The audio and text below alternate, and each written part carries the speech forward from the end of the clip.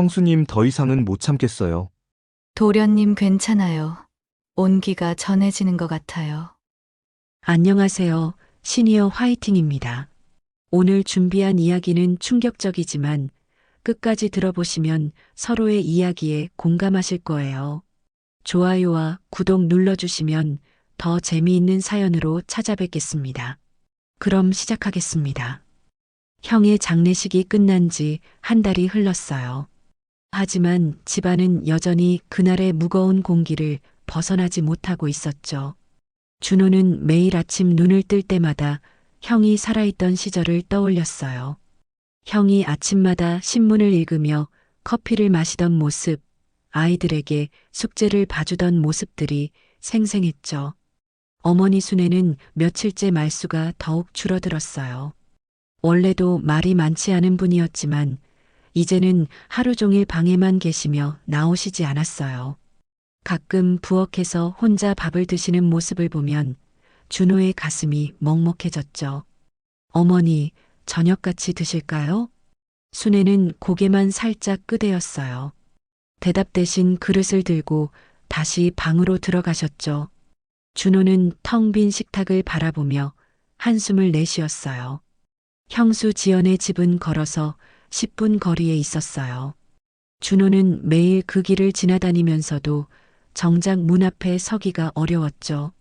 무슨 말을 해야 할지, 어떤 얼굴로 마주해야 할지 알 수 없었거든요. 오늘도 준호는 지연의 집 앞 골목 어귀에서 발걸음을 멈췄어요. 2층 창문에는 불이 켜져 있었죠. 지연이 혼자 무엇을 하고 있을까 생각하니 마음이 무거워졌어요.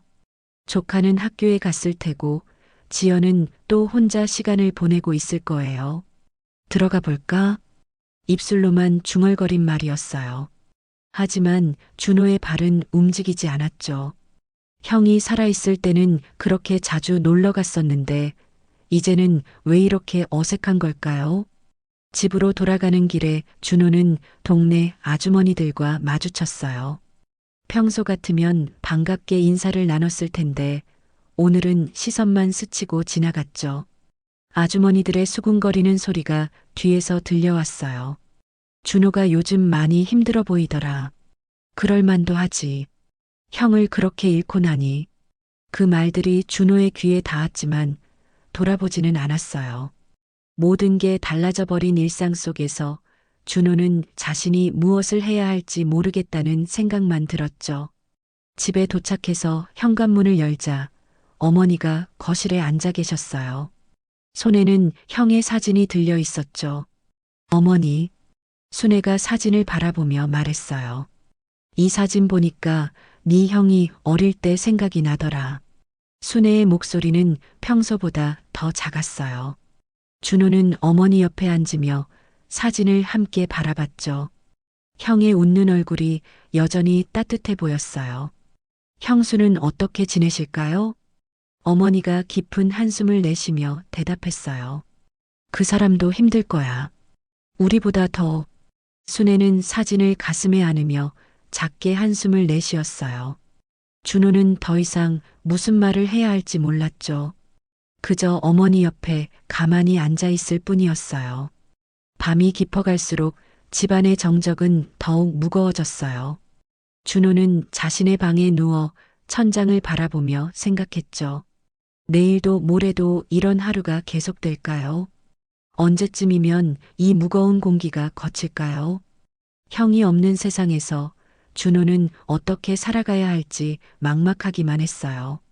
주말 오후 준호는 더 이상 미룰 수 없다는 생각이 들었어요. 형의 유품을 정리해야 했거든요.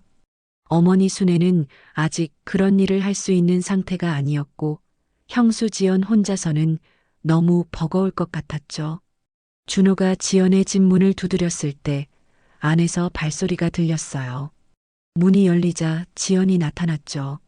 한 달 사이에 많이 야위어 보였어요. 준호야, 어쩐 일이야? 형수, 형 유품 정리 도와드리려고 왔어요.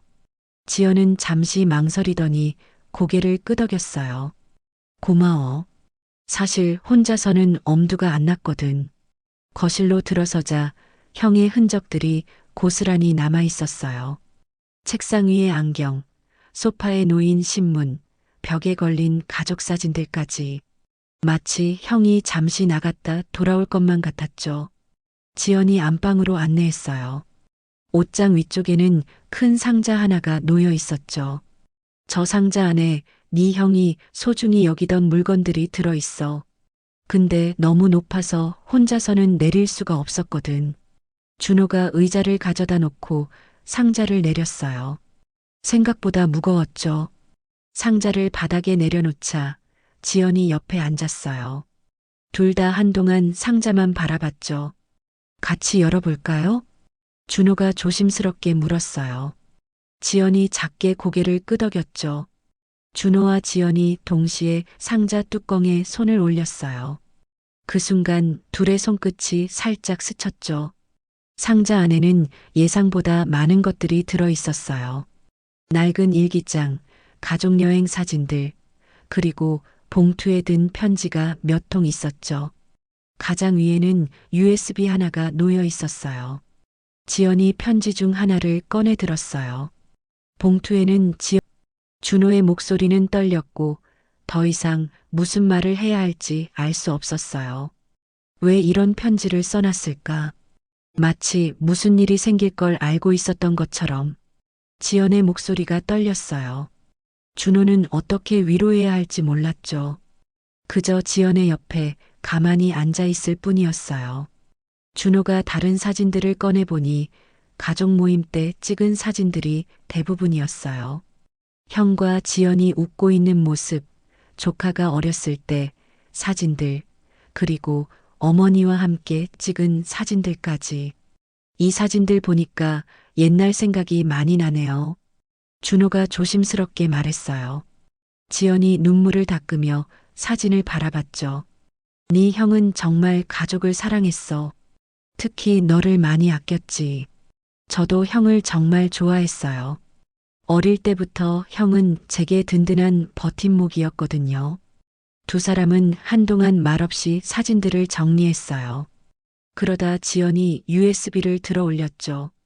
이건 뭐가 들어 있을까? 한번 확인해 볼까요? 준호가 제안했어요. 지연이 컴퓨터를 켜서 USB를 꽂았죠. 화면에 여러 폴더가 나타났어요. 가족 사진, 일기, 중요한 것이라는 이름의 폴더들이 보였죠. 일기 폴더부터 볼까요? 지연이 클릭하자 여러 개의 파일이 나타났어요. 날짜별로 정리된 일기 파일들이었죠. 가장 최근 날짜를 클릭해 보니 사고 당일의 일기가 나왔어요. 두 사람 모두 숨을 멈추고 화면을 바라봤어요. 뭔가 중요한 단서가 숨어 있을 것 같은 예감이 들었거든요. 그날 이후로 준호와 지연 사이에는 묘한 변화가 생겼어요. 예전에는 형이 있을 때만 자연스럽게 대화했는데 이제는 둘만 만나도 할 말이 생겼죠. 형의 추억을 나누고 유품을 정리하면서 서로의 마음을 조금씩 열게 된 거예요. 준호는 이틀에 한 번씩은 지연의 집에 들렀어요. 처음에는 유품 정리를 도와준다는 명목이었지만 점점 그냥 안부를 묻는 일이 많아졌죠. 오늘은 어떻게 지내셨어요? 그냥 그래. 니는? 일하고 왔어요. 형수 혼자 계시니까 걱정돼서요. 지연이 차를 끓여주며 말했어요. 고마워, 준호야. 네가 자주 와줘서 많이 든든해. 어느 날 저녁 준호가 지연의 집에서 조카의 숙제를 봐주고 있을 때였어요. 조카가 수학 문제를 풀지 못해 고민하고 있었죠. 삼촌, 이 문제 어떻게 풀어요? 여기 봐. 이렇게 하면 돼. 준호가 차근차근 설명해 주자 조카가 금세 이해했어요. 수고했으니 같이 과일이나 먹자. 지연이 부엌에서 사과를 꺼내 깎기 시작했어요. 그런데 칼이 미끄러져 손가락을 베일 뻔하자 준호가 재빨리 손목을 붙잡았죠. 순간 지연은 심장이 빠르게 뛰는 걸 느꼈어요. 단순히 놀란 탓일까? 아니면 준호의 따뜻한 손길 때문일까? 손목을 붙잡힌 건 잠깐이었지만 이상하게도 오래 잡힌 듯한 여운이 남았어요. 조심하세요. 제가 할게요. 준호가 사과를 이어 깎으며 접시에 담아냈어요. 잠시 후 세 사람이 식탁에 둘러앉아 과일을 나눠 먹었죠. 같은 조각을 집으려다 젓가락이 스치자 두 사람은 순간 서로를 바라보다가 어색하게 웃었어요. 네 형이 살아있을 때도 저렇게 숙제 봐줬는데.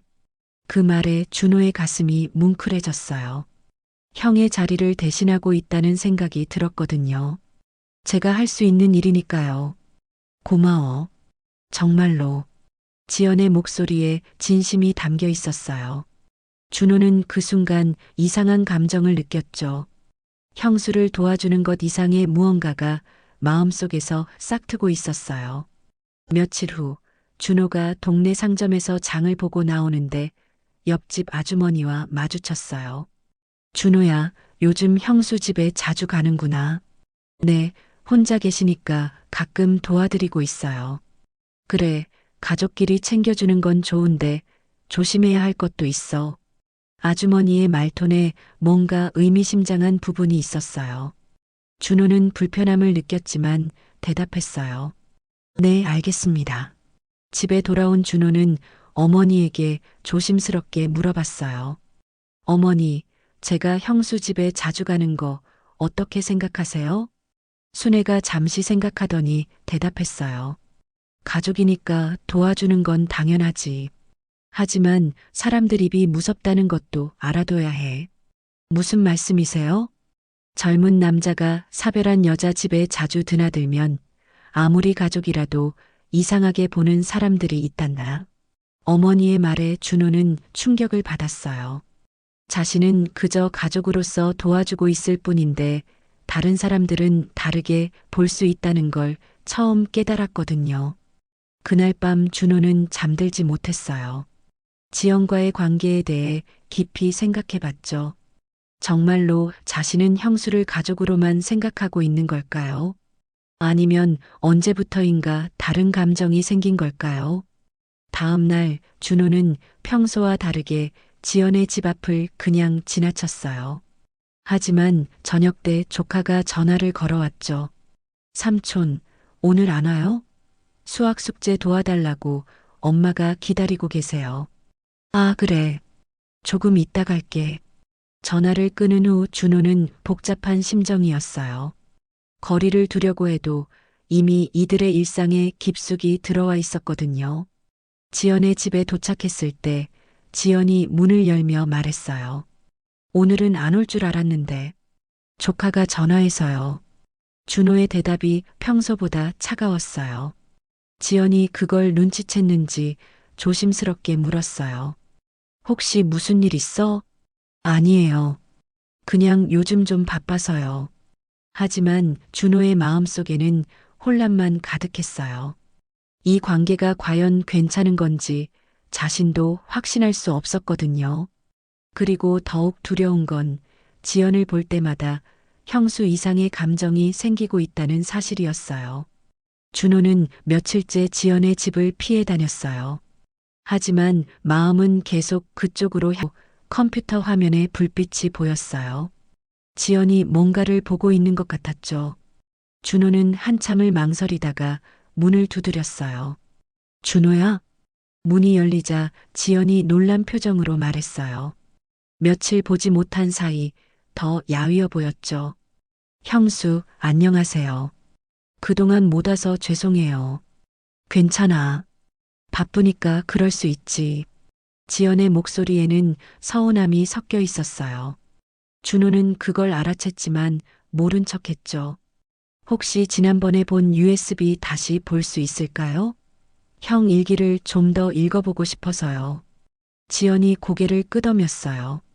사실 지연도 그동안 혼자서 USB를 들여다보고 있었거든요. 나도 궁금해서 며칠째 보고 있었어. 같이 보자. 두 사람은 컴퓨터 앞에 나란히 앉았어요.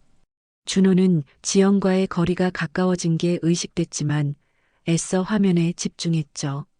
어떤 파일을 보고 계셨어요? 사고 전날 일기부터 차근차근 읽어보고 있었어. 지연이 파일을 클릭하자 형의 글이 화면에 나타났어요. 오늘 지연이와 큰 말다툼을 했다. 내가 너무 심하게 말한 것 같아 마음이 무겁다.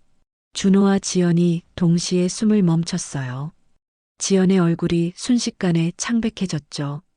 형수, 이게 뭐예요? 지연이 떨리는 목소리로 대답했어요. 사고 전날 우리가 다퉜던 거야. 돈 문제 때문에. 돈 문제요? 준호의 마음이 급해졌어요. 형과 형수가 다툰 일이 있었다는 걸 전혀 몰랐거든요.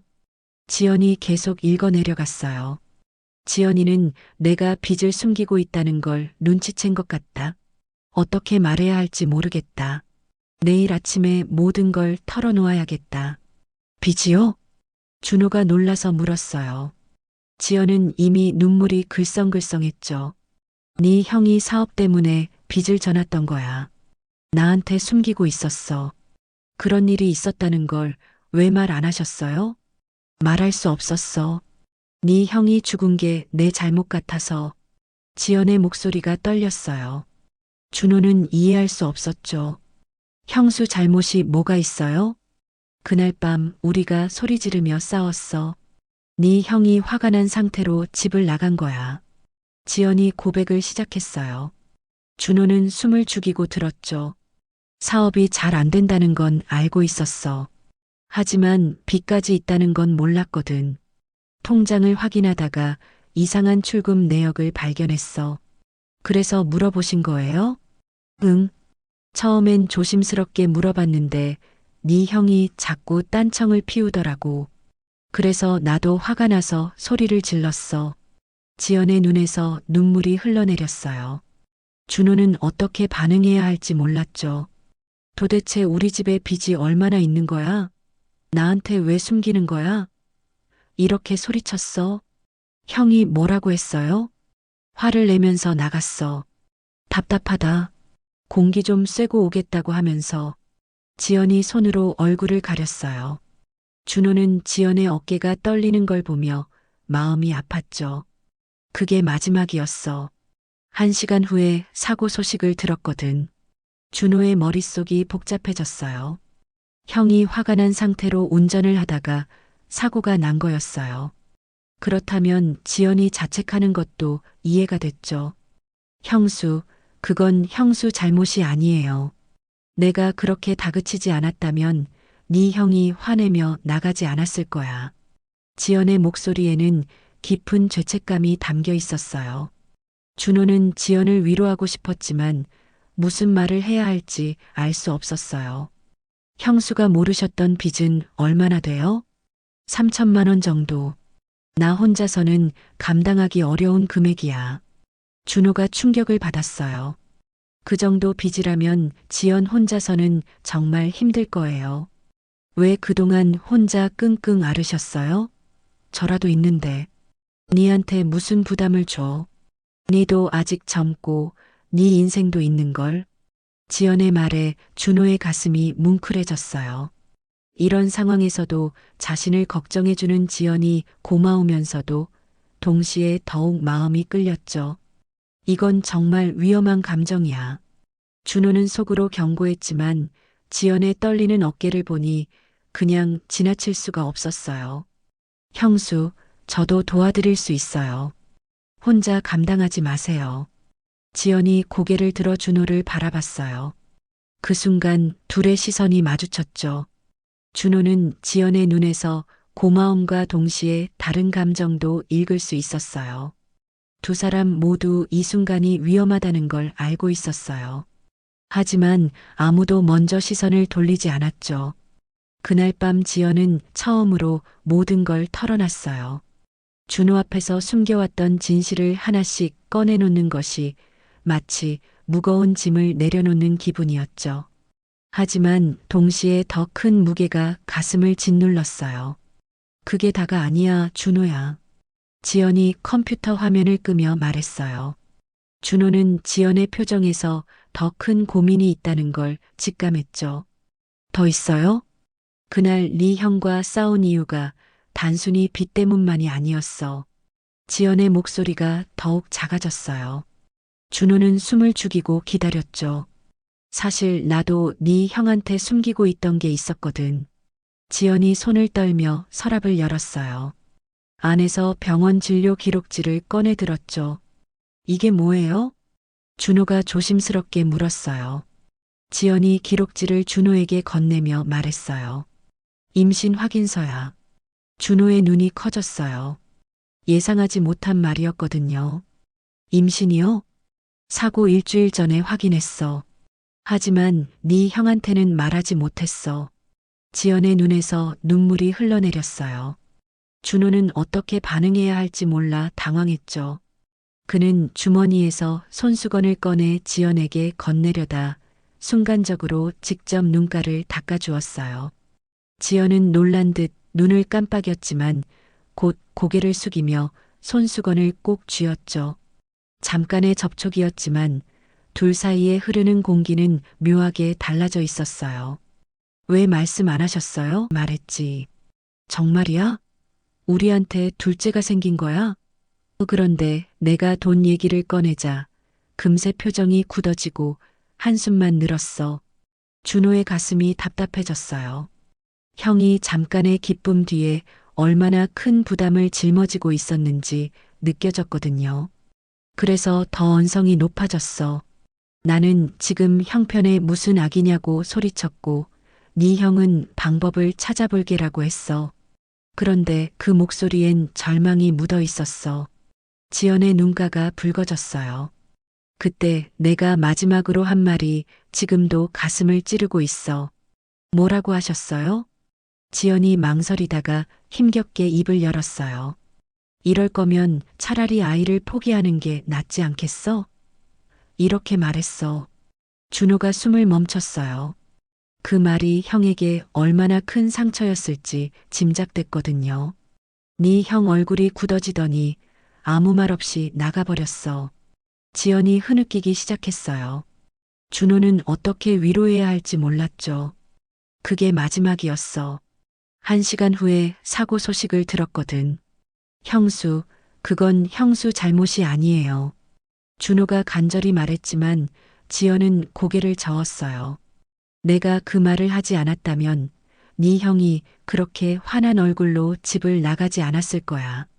형수도 힘드셨잖아요. 혼자 임신 사실을 안고 얼마나 걱정이 많으셨겠어요.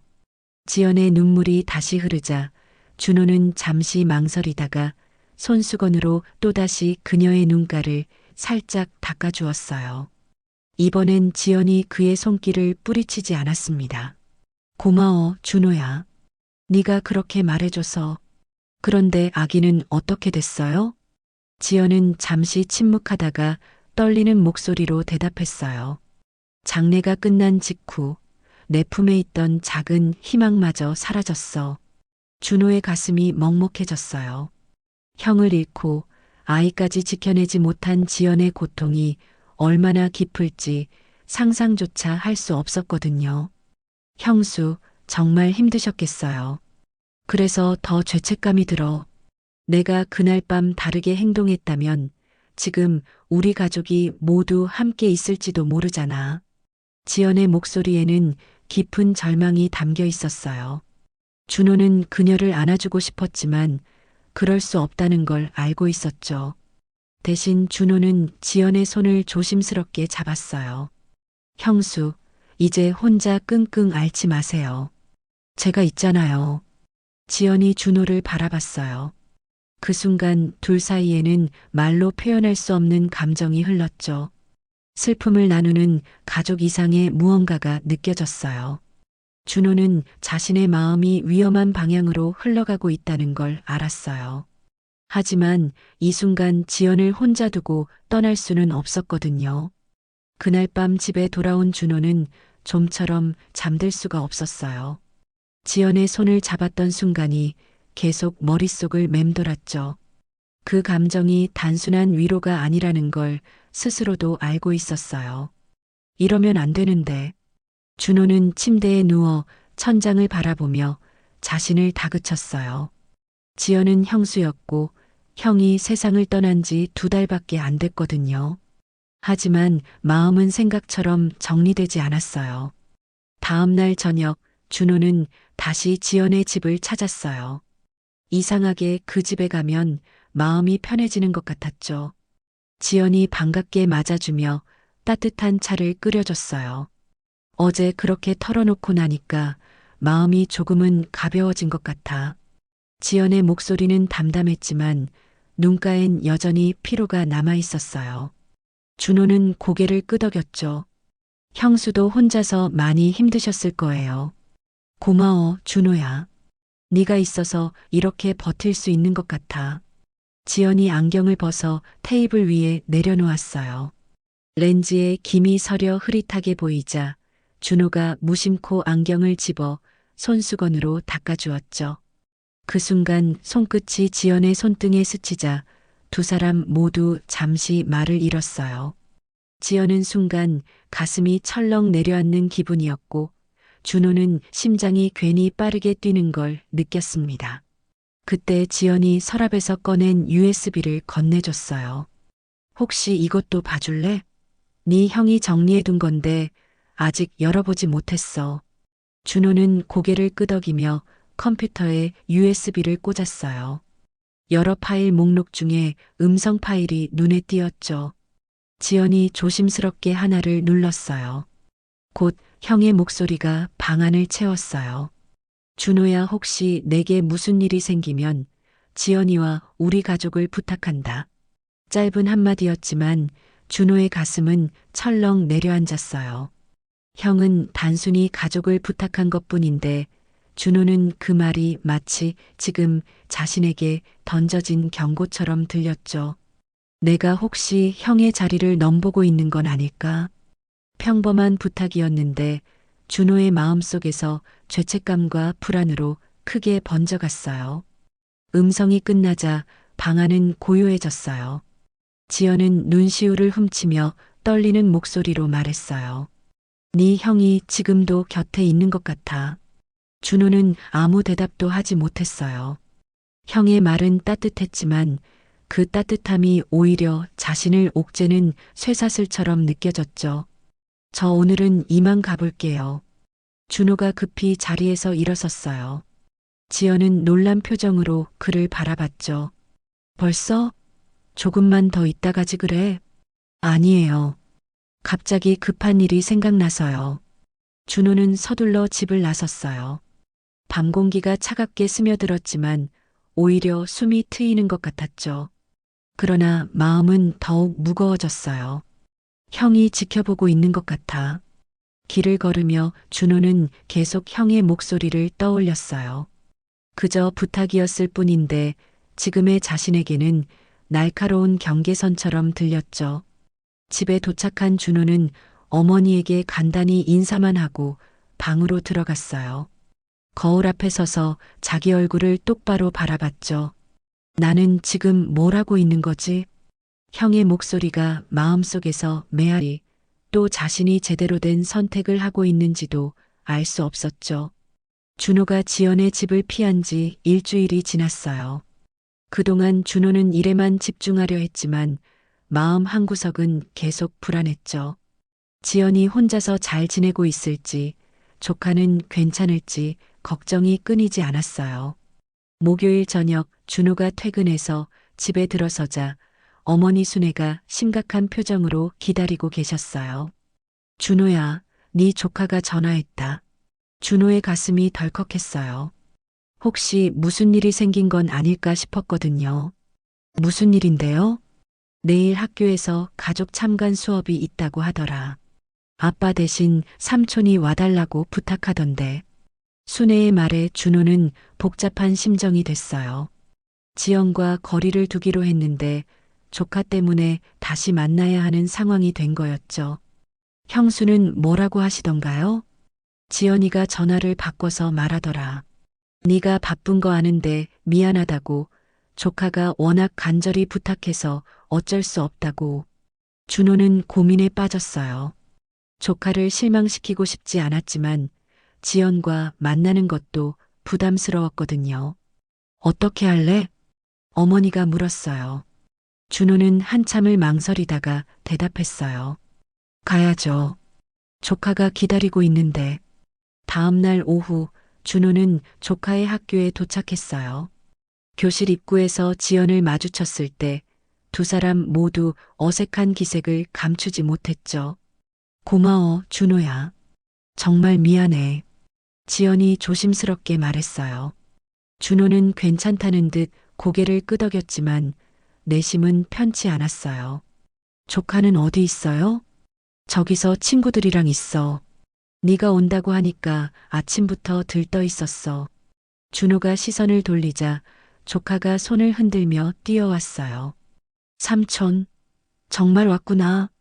조카의 밝은 얼굴을 보니 준호의 마음도 따뜻해졌어요. 이런 순간을 위해서라면 어색함쯤은 참을 수 있을 것 같았죠. 그럼 삼촌이 약속을 어기겠어? 수업이 시작되자 준호는 조카 옆에 앉았어요.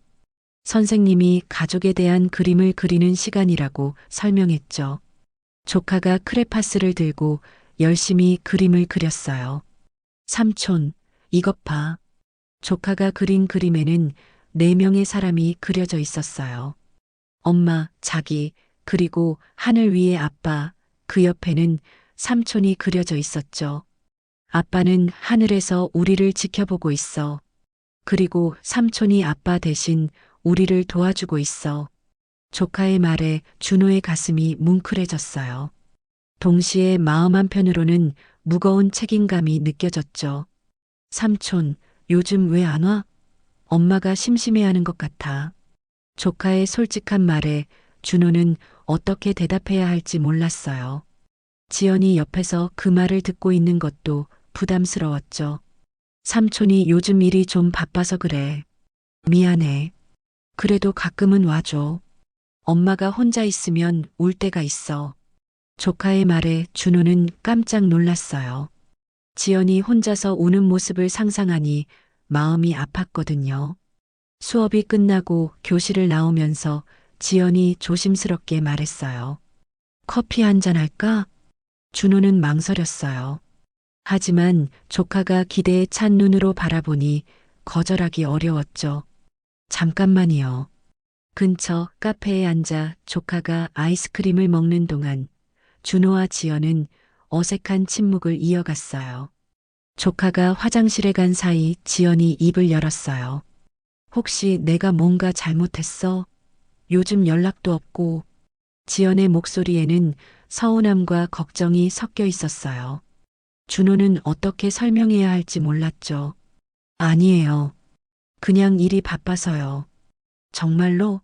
나는 네가 부담스러워하는 것 같아서. 지연의 말에 준호는 가슴이 찔렸어요. 지연의 추측이 어느 정도 맞았거든요. 형수가 부담스럽다는 게 아니라. 준호의 말이 끝나기 전에 조카가 돌아왔어요. 삼촌, 내일도 올 수 있어?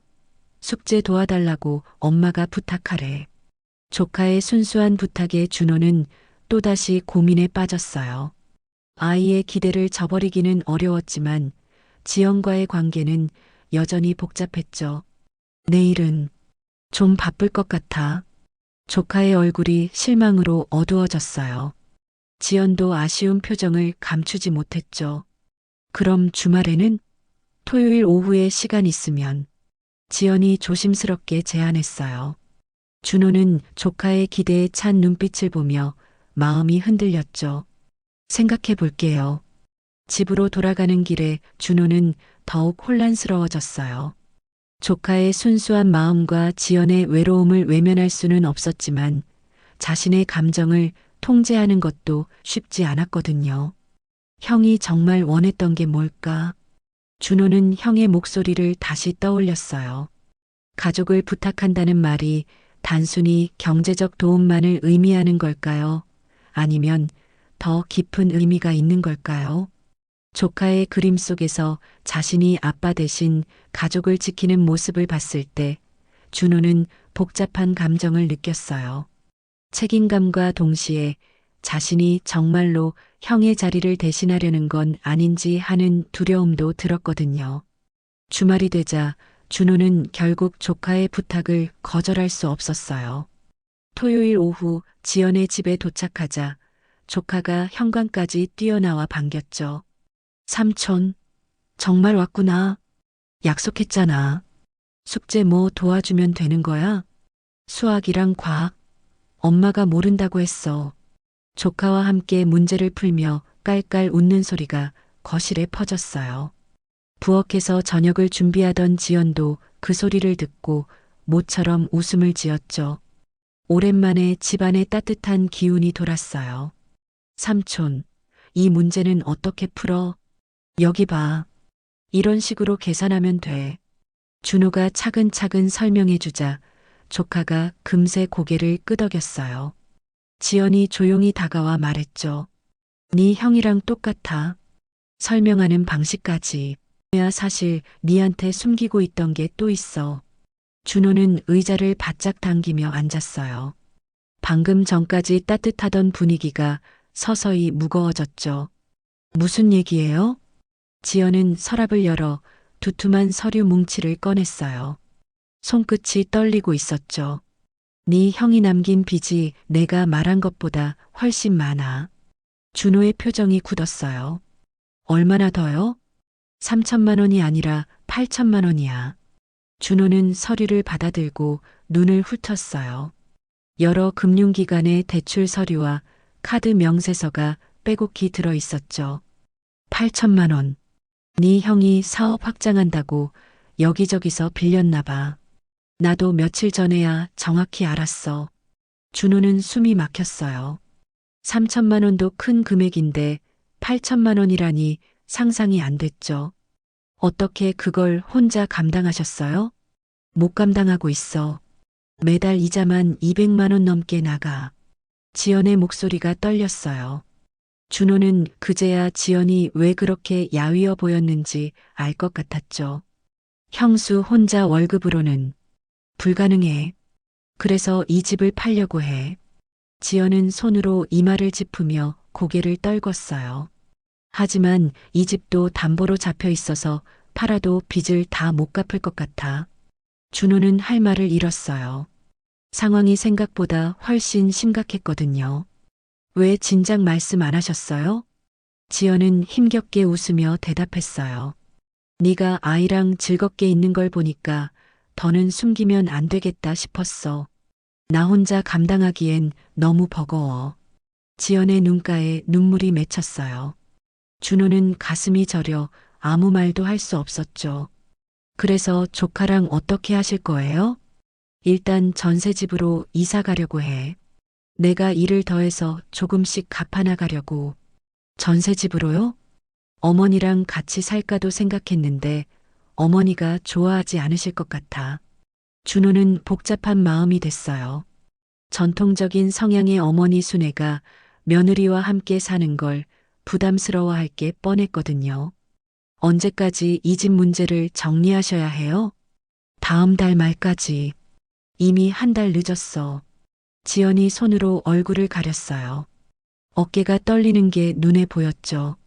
형수, 제가 도와드릴 수 있는 일이 있을까요? 고마워. 하지만 네가 할 수 있는 일이 아니야. 너무 큰 돈이거든. 지연의 말에 준호는 무력감을 느꼈어요. 도와주고 싶었지만 8천만 원은 자신에게도 감당하기 어려운 금액이었죠. 이사는 언제 하실 거예요? 조카 학기가 끝나고 나서 전학도 시켜야 하고. 조카는 알고 있어요? 아직 몰라. 어떻게 말해야 할지 모르겠어. 지연의 목소리에는 깊은 절망이 담겨 있었어요. 준호는 조카가 이 사실을 알게 되면 얼마나 충격을 받을지 상상이 됐죠. 혹시 다른 방법은 없을까요? 생각해봤지만 별로 없어.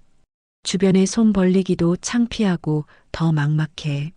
준호는 지연의 고민이 얼마나 깊은지 느낄 수 있었어요.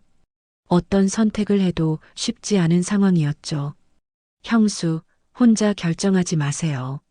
저도 방법을 찾아볼게요. 고마워, 준호야. 하지만 네가 부담 가질 필요는 없어. 하지만 준호의 마음은 이미 정해져 있었어요. 형이 남긴 가족을 지켜야 한다는 책임감이 더욱 강해졌거든요. 동시에 지연을 돕고 싶다는 마음도 커졌죠. 집으로 돌아가는 길에 준호는 깊은 고민에 빠졌어요. 8천만 원이라는 빚을 어떻게 해결할지, 그리고 자신이 어디까지 개입해야 하는지 알 수 없었거든요. 하지만 한 가지는 분명했어요. 지연과 조카를 혼자 두고 볼 수는 없다는 것. 이제는 숨겨진 짐까지 알게 되었으니 외면하는 건 더 이상 불가능했어요. 그 주 내내 준호는 지연의 문제를 해결할 방법을 찾으려 애썼어요. 퇴근 후에는 은행에 들러 대출 상담을 받아보기도 하고 인터넷으로 부채 정리 방법을 찾아보기도 했죠. 하지만 8천만 원이라는 금액은 쉽게 해결될 문제가 아니었어요. 목요일 저녁 하늘에서 굵은 빗방울이 떨어지기 시작했어요. 금세 폭우로 변했죠. 준호가 집에 도착할 즈음에는 천둥 번개까지 몰아쳤어요. 이런 날씨에 조카는 괜찮을까? 준호는 괜히 걱정이 됐어요. 조카가 어릴 때부터 천둥 소리를 무서워했거든요. 혹시 지연과 조카가 불안해하고 있지는 않을까 싶었죠. 고민하다가 준호는 전화를 걸었어요. 형수 괜찮아요? 비 많이 오는데. 지연의 목소리가 들려왔어요.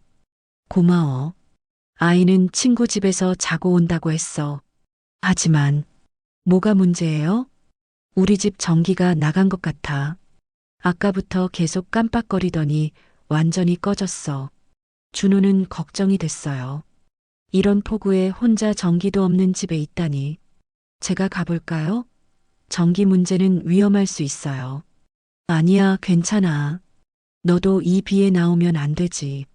하지만 준호는 이미 우산을 챙기고 있었어요. 금방 갈게요. 혼자 계시면 안 돼요. 준호가 지연의 집에 도착했을 때는 온몸이 흠뻑 젖어 있었어요. 지연이 문을 열어주며 깜짝 놀랐죠. 어머, 정말 왔구나. 이런 비에. 괜찮아요. 전기는 어떻게 된 거예요? 집안은 정말 캄캄했어요. 지연이 양초 몇 개를 켜놓은 것 외에는 아무것도 보이지 않았죠. 아까부터 이 근처 전체가 정전인 것 같아. 이웃집도 다 꺼져 있더라고. 준호는 젖은 옷에서 물이 뚝뚝 떨어지자 미안해하며 외투를 벗었어요. 지연이 수건을 건네주었는데 그 순간 손끝이 스치자 둘 다 잠시 말을 멈췄죠. 준호가 머리를 닦는 사이 지연은 젖은 셔츠를 보며 감기 걸리겠다며 또 다른 수건을 내밀었어요. 그 사소한 배려가 묘하게 가슴을 울렸습니다. 혹시 집에 손전등이나 랜턴 없어요? 있긴 한데 배터리가 다 나간 것 같아. 지연이 미안한 듯 말했어요. 준호는 핸드폰 불빛을 켜서 집안을 살펴봤어요. 일단 양초를 더 찾아볼까요? 두 사람은 함께 집안 구석구석을 뒤졌어요. 서랍장, 찬장, 침실까지. 좁은 공간에서 동시에 몸을 숙이다 보니 자꾸 어깨가 닿았고 순간마다 어색한 숨이 섞였죠. 여기 있다? 지연이 침실 옷장에서 양초 몇 개를 더 찾아냈어요. 준호가 그것들을 거실에 배치하자 집안이 훨씬 밝아졌죠. 이제 좀 낫네요. 고마워, 준호야. 네가 와주지 않았다면 정말 무서웠을 거야. 지연의 목소리에는 안도감이 담겨 있었어요. 준호는 그런 지연을 보며 뿌듯함을 느꼈죠. 밖에서는 여전히 폭우가 쏟아지고 있었어요. 천둥 소리도 계속 울렸죠. 지연이 부엌에서 차를 끓이려 했지만 가스레인지도 전기식이라 작동하지 않았어요. 결국 지연은 주전자로 물을 데워 형이 말했어요. 어떤 생각이요? 네 형이랑 처음 이 집에 이사 왔을 때가 생각나. 그때도 이렇게 폭우가 내렸는데 전기가 나간 적이 있었어. 지연의 목소리에는 그리움이 묻어 있었어요. 그때 형이 뭐라고 했어요? 양초를 켜놓고 나서 이런 것도 낭만이다라고 했어. 그러면서 내 손을 잡더라고. 지연이 말하며 자신의 손을 바라봤어요. 준호도 무의식 중에 그 손을 봤죠. 형수.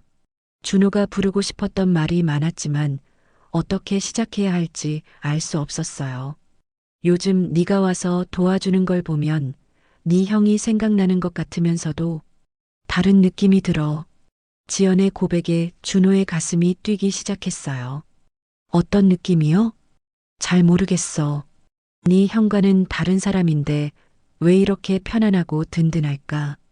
그 순간 밖에서 큰 천둥 소리가 들렸어요. 지연이 깜짝 놀라며 준호 쪽으로 몸을 기울였죠. 준호는 반사적으로 지연의 어깨를 잡았어요. 괜찮아요. 두 사람의 거리가 가까워졌어요. 양초불빛 속에서 서로의 눈을 바라봤죠. 지연의 눈에는 혼란스러운 감정이 어려 있었어요. 준호야. 지연의 목소리가 떨렸어요. 준호도 자신의 마음이 요동치는 걸 느꼈죠. 네. 네가 있으면 네 형이 옆에 있는 것 같아. 그런데 동시에 네 형과는 전혀 다른 감정도 들어. 지연의 솔직한 고백에 준호는 어떻게 대답해야 할지 몰랐어요. 그 순간 두 사람의 손이 소파 위에서 가까워졌죠. 손끝이 살짝 닿았을 때 두 사람 모두 전기가 흐르는 듯한 느낌을 받았어요. 하지만 아무도 손을 빼지 않았죠. 이러면 안 되는 건 알아. 지연이 작은 목소리로 말했어요. 저도 알고 있어요. 준호도 속삭이듯 대답했어요. 하지만 두 사람의 손은 여전히 닿아 있었죠. 그때 갑자기 전기가 다시 들어왔어요. 집안이 환하게 밝아지자 두 사람이 황급히 손을 뗐어요. 마법이 깨진 것 같았죠. 아, 전기가 들어왔네요. 준호가 어색하게 말했어요. 지연도 고개를 끄덕이며 양초를 껐어요. 그래, 이제 괜찮을 것 같아. 두 사람 모두 방금 전 그 순간을 어떻게 받아들여야 할지 몰랐어요. 분명한 건 둘 다 선을 넘을 뻔했다는 것, 그리고 그 감정이 결코 가볍지 않다는 것이었죠. 폭우가 지나간 다음 날 아침, 준호는 평소보다 늦게 일어났어요. 어젯밤 일이 자꾸 머릿속을 맴돌아서 잠을 설쳤거든요. 지연과의 그 순간, 손이 닿았을 때의 느낌이 계속 생각났죠. 거실로 나가자 어머니 순애가 식탁에 앉아 계셨어요. 아침 준비를 하지 않고 그냥 멍하니 앉아 있는 모습이 이상했죠. 어머니, 괜찮으세요? 순애가 고개를 들어 준호를 바라봤어요. 눈가가 부서 있었죠. 준호야, 앉아봐. 순애의 목소리가 평소와 달랐어요. 준호는 무슨 일인지 궁금해서 어머니 맞은편에 앉았죠. 무슨 일이세요? 순애는 한참을 망설이다가 입을 열었어요. 어젯밤에 네가 지연이 집에 갔다 온 거 알고 있어. 준호가 깜짝 놀랐어요. 어머니가 어떻게 알았을까 싶었거든요. 정전이 돼서 혼자 계시기 힘들 것 같아서 잠깐 다녀온 거예요. 그걸 모르는 게 아니야. 순애의 목소리에는 깊은 슬픔이 묻어 있었어요. 그런데 네가 그렇게 지연이를 챙기는 걸 보면 자꾸 네 형이 생각나. 준호는 어머니의 말뜻을 이해할 수 없었어요. 그게 나쁜 건가요? 순애가 고개를 저었어요. 눈에서 눈물이 흘러내렸죠. 나쁜 게 아니라 너무 아파. 어머니, 네 얼굴을 보면 자꾸 죽은 아들이 겹쳐 보여. 순애의 고백에 준호는 숨이 막혔어요. 특히 네가 지연이를 돕는 모습을 보면 네 형이 살아서 가족을 돌보던 모습이 떠올라. 순애가 손수건으로 눈물을 닦으며 말했어요. 처음엔 고마웠어. 네가 형 대신 가족을 챙겨주는 게. 그럼 왜? 하지만 점점 견딜 수가 없어져. 네가 지연이 집에 갈 때마다 네 형이 집에 들어가는 것 같은 착각이 들어. 준호의 가슴이 무거워졌어요. 어머니가 이런 고통을 겪고 있는 줄 몰랐거든요. 그리고 네가 조카를 돌보는 모습을 보면 네 형이 아빠 역할을 하던 때가 생각나서 더 아파. 순애의 목소리가 떨렸어요. 죽은 사람은 돌아오지 않는데 네가 그 자리를 채우려 하니까 더 현실이 받아들여지지 않아. 준호는 어떻게 대답해야 할지 몰랐어요. 자신이 가족을 돕는 일이 어머니에게는 오히려 상처가 되고 있었던 거였죠. 어머니, 제가 어떻게 해야 할까요? 모르겠어. 네가 도와주지 않으면 지연이가 힘들 텐데 네가 도와주면 나는 견딜 수가 없고. 순애가 얼굴을 손으로 가렸어요. 어젯밤에도 네가 늦게 들어오는 걸 보고 네 형이 돌아온 줄 알고 깜짝 놀랐어. 어머니, 그 순간 너무 기뻤다가 네라는 걸 알고 나서 더 절망스러웠어. 순애의 말에 준호는 가슴이 찢어질 것 같았어요. 네 형은 죽었는데 왜 자꾸 살아있는 것 같은 착각을 하게 하니? 준호는 자신이 얼마나 큰 실수를 하고 있었는지 깨달았어요. 형의 빈자리를 채우려는 마음이 어머니에게는 더 큰 상처가 되고 있었던 거였죠. 죄송해요, 어머니. 생각 없이 행동했어요. 네가 잘못한 게 아니야. 네 마음도 이해해. 순애가 고개를 들어 준호를 바라봤어요. 하지만 나는 이제 더는 네 형의 그림자를 보고 싶지 않아. 준호는 어머니의 고통이 얼마나 깊은지 느낄 수 있었어요.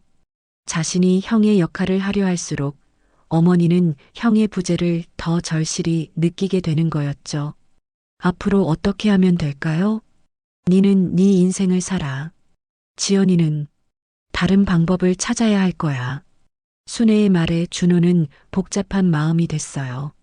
지연을 도와주고 싶은 마음과 어머니의 고통 사이에서 어떤 선택을 해야 할지 알 수 없었거든요. 어머니의 아픔을 외면하면서까지 지연 곁에 있을 수는 없었거든요. 하지만 마음 한편으로는 지연이 혼자 모든 걸 감당해야 한다는 생각에 가슴이 아팠어요. 어젯밤 느꼈던 그 감정들도 이제 정리해야 했죠. 어머니의 눈물을 본 순간 준호는 자신이 얼마나 이기적이었는지 깨달았어요. 형의 자리를 대신하려는 마음이 오히려 가족들에게 상처를 주고 있었던 거였죠. 어머니와의 대화 이후 사흘이 지났어요. 준호는 그동안 지연의 집에 가지 않았어요. 어머니의 고통스러운 얼굴이 계속 떠올랐거든요. 하지만 마음은 편하지 않았죠. 목요일 저녁 준호는 인터넷으로 야간 일자리를 찾고 있었어요. 편의점이나 경비일까지 꼼꼼히 살펴봤죠. 이렇게라도 도와드려야겠어. 준호는 결심했어요. 지연 곁에 직접 있지는 못하더라도 경제적으로는 도울 수 있을 거라고 생각했거든요. 그게 어머니를 아프게 하지 않으면서도 형의 부탁을 지키는 방법일 것 같았어요. 며칠 뒤 준호는 근처 편의점에서 야간 아르바이트를 시작했어요. 낮에는 직장, 밤에는 편의점. 생각보다 힘들었지만 지연을 돕고 싶다는 마음이 더 컸죠. 같은 시간 지연은 집에서 짐을 정리하고 있었어요. 옷장 속 옷들을 하나씩 꺼내며 필요한 것과 버릴 것을 나누고 있었죠. 엄마, 왜 옷을 다 꺼내고 있어? 조카가 방에서 나와 물었어요. 이사 준비를 해야 해서. 지연이 담담하게 대답했어요. 며칠 전부터 마음을 정했거든요. 더 이상 누구에게 기대지 않고 혼자 힘으로 살아가겠다고. 이사요? 언제? 다음 달에. 새 학기 시작하기 전에. 조카의 얼굴이 어두워졌어요. 지연은 조카를 안아주며 말했어요. 아이에게 미안했지만 이게 최선의 선택이라고 생각했어요. 며칠 후 지연은 부동산에서 전세 계약을 했어요. 지금보다는 작지만 깨끗했고 조카 학교와도 가까웠죠. 엄마, 삼촌은 우리 새 집에도 와요? 요즘 안 오시잖아요. 조카의 질문에 지연은 순간 말을 잃었어요. 아이는 왜 삼촌이 안 오는지 모르고 있었거든요. 아니야. 삼촌이 일이 많으셔서 그래. 지연은 대답하면서도 마음이 아팠어요. 새 집에 가면 준호와의 거리는 더 멀어질 거라는 걸 알았거든요. 그날 밤 지연은 혼자 거실에 앉아 생각에 잠겼어요. 준호에게 이사 소식을 알려야 할지 고민됐죠. 하지만 알려봤자 서로 부담만 될 것 같았어요. 이게 맞아. 우리 각자 새로운 시작을 해야 해. 지연은 마음을 다졌어요. 준호에 대한 마음을 정리하고 혼자서도 잘 살아갈 수 있다는 걸 보여주고 싶었거든요. 같은 시간 준호는 야간 근무를 하며 계산기를 두드렸어요. 이렇게 몇 달만 버티면 지연의 빚을 조금이나마 덜어줄 수 있을 것 같았죠. 형수는 잘 지내고 계실까? 준호는 자꾸 지연이 걱정됐어요. 하지만 어머니의 아픈 모습을 생각하면 쉽게 연락할 수 없었죠. 두 사람은 서로를 생각하면서도 각자의 방식으로 거리를 두려 노력하고 있었어요. 하지만 마음은 더욱 간절해지고 있었죠. 물리적으로 멀어질수록 감정적으로는 더 가까워지는 아이러니였어요. 준호는 경제적 도움이라는 안전한 방법을 선택했고 지연은 완전한 자립이라는 결단을 내렸어요. 하지만 둘 다 상대방을 완전히 잊을 수는 없었죠. 이사를 일주일 앞둔 어느 저녁, 지연은 마지막 짐 정리를 하고 있었어요. 형의 책상 서랍을 비우던 중 깊숙한 곳에서 작은 봉투 하나가 손에 잡혔죠. 그 안에는 USB가 들어 있었어요. 겉면에는 굵은 글씨로 마지막이라고 적혀 있었어요. 마지막? 지연은 조카가 잠든 뒤 혼자 컴퓨터에 USB를 꽂았어요. 화면에는 파일 하나가 나타났습니다. 날짜는 사고 당일이었어요. 지연은 숨을 고르고 클릭했어요. 곧 형의 목소리가 흘러나왔습니다. 오늘 지연이와 크게 다퉜다. 빚을 숨긴 것도 아이 문제로 지연을 혼란스럽게 한 것도 내 잘못이 크다. 지연의 눈에서 눈물이 번졌습니다. 그래도 우리가 함께라면 이겨낼 수 있다.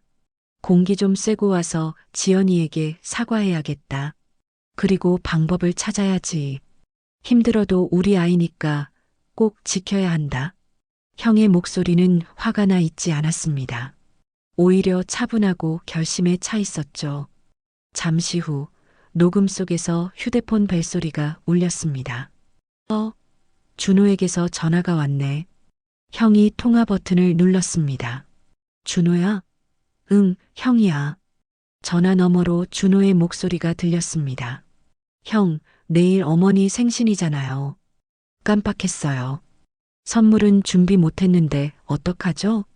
괜찮아. 내가 케이크 사갈게. 너는 꽃이라도 준비해라. 고마워요, 형. 미안해요. 가족끼리 뭘 미안해하냐? 따뜻한 웃음이 묻어나는 목소리였어요. 통화가 끝난 뒤 형은 다시 혼잣말을 남겼습니다. 어머니 생신 준비도 해야지. 지연이랑 화해하고 케이크 사서 집에 가야겠다. 그리고 녹음은 거기서 끝이 났습니다. 지연은 화면 앞에서 오래 움직이지 못했습니다. 형은 화내며 나간 게 아니었어. 사과하려고 가족을 위해 나간 거였어. 가슴이 무너져 내렸습니다. 그동안 자신을 괴롭혀온 죄책감이 허물어지는 순간이었죠. 형은 자신을 원망하지 않았던 겁니다. 하지만 동시에 새로운 진실이 드러났습니다. 사고 날 형이 집을 나선 건 준호의 전화 때문이었어요. 지연은 핸드폰을 쥔 채 망설였습니다. 이 사실을 말해야 할까? 아니면 혼자 간직해야 할까? 준호가 이걸 알게 되면 더 큰 죄책감에 짓눌릴 게 분명했거든요. 새벽이 깊어갈수록 지연의 마음은 복잡해졌습니다. 하지만 마지막엔 결심이 섰어요. 준호도 진실을 알아야 해. 준호의 짧은 대답이 들려왔습니다. 지연은 전화를 끊고 깊게 숨을 내쉬었어요. 드디어 모든 걸 털어놓을 순간이 다가오고 있었죠. 1시간 후 준호가 지연의 집에 도착했어요. 오랜만에 마주한 두 사람 사이에는 묘한 긴장감이 흘렀죠. 들어와. 지연이 문을 열어주며 말했어요. 준호는 조심스럽게 집 안을 둘러봤죠. 곳곳에 정리된 박스들이 이사 준비가 한창임을 보여주고 있었어요. 정말 이사 가시는 거예요? 응. 다음 주에. 지연이 간단하게 대답했어요. 준호는 가슴이 무거워졌죠. 그런데 무슨 얘기를 하려고 하셨어요? 준호가 소파에 앉으며 물었어요. 지연은 테이블 위에 놓인 USB를 가리켰죠. 너의 형이 마지막에 남긴 녹음을 발견했어. 지연이 그동안 발견한 것들을 차근차근 설명했어요. 형이 화내며 나간 게 아니라 화해하려고 했다는 것, 그리고 준호의 전화를 받고 어머니 생신 케이크를 사러 나갔다는 것까지. 준호의 얼굴이 점점 하얘졌어요. 그러니까 형이 집을 나간 건 제 전화 때문이었다는 거예요? 그래. 너가 어머니 생신을 깜빡했다고 하니까 케이크 사러 나간 거야. 지연의 말에 준호는 머리를 두 손으로 감쌌어요. 제가 형을 죽인 거네요. 아니야. 그런 게 아니야. 지연이 급하게 말했어요. 네 형은 가족을 사랑했어. 어머니 생신을 챙기는 것도, 나와 화해하는 것도 다 가족에 대한 사랑이었어. 하지만 준호는 자책에 빠져 있었어요. 제가 깜빡하지 않았다면, 제가 전화하지 않았다면 형은 안전하게 집에 있었을 거예요. 준호야, 그건 우연이었어. 누구의 잘못도 아니야. 지연이 준호의 어깨에 손을 올렸어요. 그 순간 두 사람의 시선이 마주쳤죠. 형수. 준호가 지연을 부르며 말하고 싶은 게 많았지만 어떻게 표현해야 할지 알 수 없었어요. 나도 그동안 똑같이 자책했어. 내가 그날 밤 다르게 행동했다면 하고. 지연의 목소리가 떨렸어요. 하지만 네 형의 마지막 말을 들으니까 알겠어. 형은 우리가 서로를 원망하기를 원하지 않았을 거야. 준호가 고개를 들어 지연을 바라봤어요. 그럼 이제 어떻게 해야 하죠? 우리는 우리 각자의 길을 가야 해. 지연이 단호하게 말했어요. 무슨 말씀이세요? 준호야, 우리 이제 솔직해지자. 지연이 깊게 숨을 들이쉬며 말했어요. 우리 사이에 생긴 감정이 단순한 가족애가 아니라는 거 둘 다 알고 있잖아. 준호는 대답하지 못했어요. 지연의 말이 맞았거든요. 폭우 그날 밤에 우리가 느꼈던 것, 그리고 지금도 서로를 바라보는 시선. 이건 단순한 형수와 시동생 사이의 감정이 아니야. 지연의 고백에 준호의 가슴이 뛰기 시작했어요. 형수도 그렇게 생각하세요? 응. 나도 너한테 끌리고 있어. 지연이 솔직하게 인정했어요. 하지만 그렇기 때문에 더욱 헤어져야 해. 왜요? 우리가 이대로 계속 가까이 있으면 언젠가는 돌이킬 수 없는 선을 넘게 될 거야. 그럼 네 형한테 죄송하지 않겠어? 지연의 말에 준호는 할 말을 잃었어요. 그리고 어머니도 힘들어 하시잖아. 니를 보면 죽은 아들이 생각난다고. 지연은 준호의 어머니와 나눈 대화까지 알고 있었어요. 어머니랑 얘기하셨어요? 아니야. 하지만 눈치챌 수 있었어. 어머니 표정에서. 지연이 슬픈 미소를 지었어요. 우리가 함께 있는 것만으로도 주변 사람들이 아파하고 있어.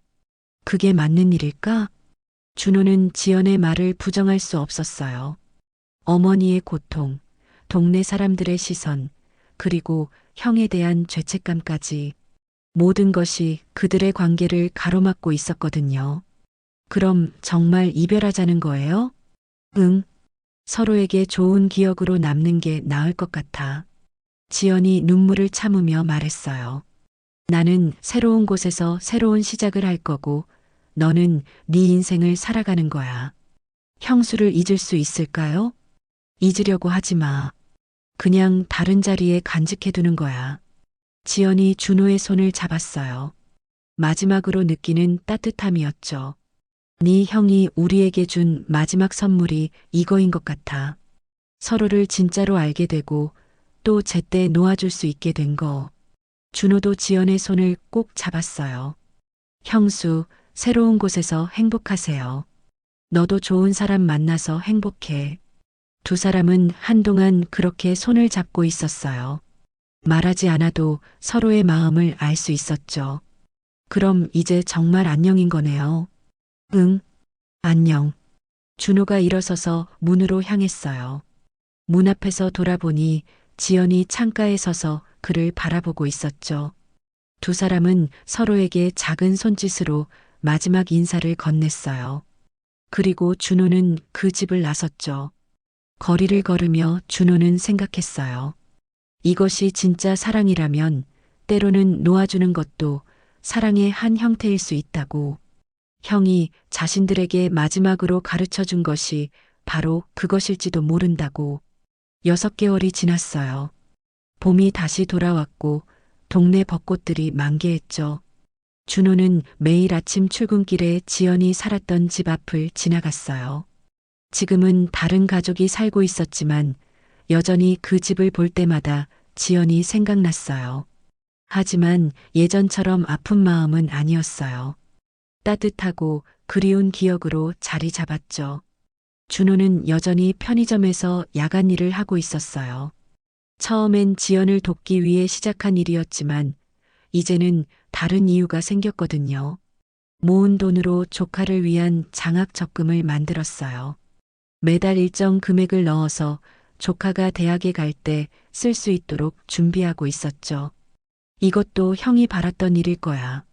준호는 통장을 보며 혼자 중얼거렸어요. 어머니 순애는 요즘 많이 안정되신 것 같았어요. 준호가 지연과 거리를 둔 후로 마음이 편해지셨거든요. 준호야, 오늘 김 아줌마가 그러더라. 는 충분했죠. 지연은 낮에는 회사에서 일하고 저녁에는 온라인으로 부업을 했어요. 빚을 갚기 위해서였지만 바쁘게 지내니 오히려 마음이 편했어요. 조카도 새 학교에 잘 적응했어요. 처음엔 서울을 그리워했지만 이제는 새로운 친구들과 즐겁게 지내고 있었죠. 엄마, 삼촌은 언제 우리 집에 올 거야? 가끔 조카가 준호를 물어봤지만 지연은 슬프지 않게 대답할 수 있었어요. 삼촌은 삼촌대로 바쁘게 사시고 우리는 우리대로 잘 살고 있잖아. 그렇긴 하지만 가끔 보고 싶어. 나도 그래. 하지만 그리워하는 것과 함께 사는 건 다른 거야. 지연이 아이를 안아주며 말했어요. 아이도 이제 조금씩 이해하는 것 같았죠. 어느 일요일 오후 준호는 형의 묘소를 찾았어요. 오랜만이었죠. 형, 안녕. 준호가 묘비 앞에 무릎을 꿇고 앉았어요. 형수랑 조카는 새로운 곳에서 잘 지내고 있어. 걱정 안 해도 돼. 바람이 살랑 불어왔어요. 마치 형이 대답하는 것 같았죠. 그동안 형이 남긴 숙제를 풀었어. 가족을 지키라는 부탁 말이야. 준호가 웃으며 말했어요. 처음엔 곁에 있어주는 게 지키는 거라고 생각했는데 때로는 멀리서 바라보는 것도 지키는 방법이더라. 준호는 지난 6개월을 돌아봤어요. 지연과 헤어진 건 슬펐지만 그 선택이 옳았다는 확신이 들었거든요. 형도 마지막에 그걸 가르쳐 주려고 했던 것 같아. 진짜 사랑은 때로는 놓아주는 거라고. 준호는 형의 묘비에 손을 올렸어요. 고마워, 형. 덕분에 어른이 된 것 같아. 그날 저녁 지연도 조카와 함께 남편의 묘소를 찾았어요. 새로운 동네에서 조금 떨어진 곳이었지만 가끔 이렇게 찾아와 안부를 전했죠. 여보, 우리 잘 살고 있어. 지연이 묘비 앞에서 말했어요. 준호도 좋은 사람이야. 덕분에 힘든 시기를 잘 버텼어. 조카가 아빠 묘비에 그린 그림을 올려놓았어요. 가족 그림이었는데 이번엔 3명만 그려져 있었죠. 하늘에서 지켜보는 아빠와 땅에서 사는 엄마, 그리고 자기 자신. 아빠, 우리 이제 혼자서도 잘해요. 조카의 말에 지연의 눈시울이 뜨거워졌어요. 그리고 삼촌한테도 고마웠다고 전해주세요. 삼촌이 우리를 많이 도와줬어요. 지연은 조카의 순수한 마음에 감동했어요. 아이는 어른들의 복잡한 감정을 모르면서도 준호가 가족에게 해준 일들을 기억하고 있었거든요. 묘소를 떠나며 지연은 생각했어요. 이제 정말로 새로운 시작이라고. 과거의 아픔도 금기된 감정도 모두 정리하고 앞으로만 걸어가야겠다고. 그 순간 지연의 핸드폰에 문자가 왔어요. 낯선 번호였죠. 형수, 준호입니다. 조카 장학금 통장을 만들었어요. 조카가 대학 갈 때까지 제가 매달 넣어둘게요. 건강하게 지내세요. 지연은 문자를 보며 미소 지었어요. 역시 준호는 끝까지 가족을 생각하고 있었죠. 지연은 답장을 보냈어요. 고마워요. 우리 모두 건강하게 살아요. 간단한 문자 한 통이었지만 두 사람에게는 마지막 인사였어요. 이제 정말로 각자의 길을 가겠다는 약속이었죠. 저녁 하늘에 별들이 떠올랐어요. 그 중에서도 가장 밝은 별 하나가 두 사람을 내려다보는 것 같았죠. 아마 그건 형이었을 거예요. 자신이 사랑했던 사람들이 성숙하고 현명한 선택을 했다는 걸 보며 하늘에서 미소 짓고 있을 거예요. 사랑은 때로는 함께하는 것이 아니라 놓아주는 것이라는 걸 두 사람은 이제 깨달았어요. 그리고 그것이 형이 마지막으로 가르쳐 준 진정한 사랑의 의미였죠. 지금까지 사연 잘 들으셨나요? 형을 잃은 슬픔 속에서도 서로를 지켜내기 위해 선택했던 준호와 지연의 이야기였습니다. 여러분들은 오늘 사연을 어떻게 들으셨나요? 비슷한 경험이나 느낀 점이 있으시다면 댓글로 함께 나눠주세요. 여러분의 한마디 한마디가 저희에게 큰 힘이 됩니다. 그리고 영상이 마음에 드셨다면 좋아요와 구독 꼭 부탁드립니다. 여러분의 성원 덕분에 더 많은 분들에게 따뜻하고도 진한 사연들을 전해드릴 수 있습니다. 앞으로도 더 재미있고 감동적인 사연으로 찾아오겠습니다. 감사합니다.